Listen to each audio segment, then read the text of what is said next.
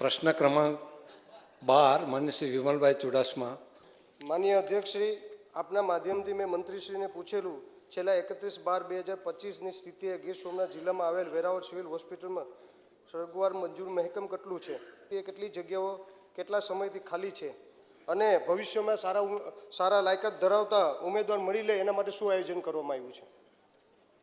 માનનીય અધ્યક્ષ મહોદય, કોઈ પણ હોસ્પિટલની અંદર જે જગ્યાઓ ખાલી હોય ત્યાં ચાર્જ આપી અને એમના ઉપરી અધિકારી અથવા તો એમના સમકક્ષ અધિકારી દ્વારા એ કામ લેવામાં, પરંતુ જે મેં અગાઉ વાત કરી કે હવે જાહેરાત ક્રમાંક નંબર સાથેની મેં આખી અગાઉના પ્રશ્નની અંદર આખી નોટ મેં વાંચી છે, છતાં પૂરક નોંધમાં જે આપણી પૂરક નોંધ મારી પાસે છે એની અંદર સત્વરે તમામ અધિકારીઓ આપને મળી રહે એ પ્રમાણે માંગણાપત્ર સાથે જીપીએસસીને સુપ્રત કરવામાં આવેલ છે. માનનીય અધ્યક્ષ મહોદય, સરકારી કોલેજ ખાતેથી પીજી થયેલી ઉમેદવારની અધિક નિયામક શ્રી તબીબી સેવાઓ કમિશનરશ્રી કચેરી દ્વારા બોન્ડેડ સેવાની નિમણૂક આપવામાં આવેલ છે. હાલ સરકારી મેડિકલ કોલેજ ખાતે પીજી થયેલા અંદાજિત 778 ઉમેદવારોની નિમણૂક પ્રક્રિયા ચાલુ છે.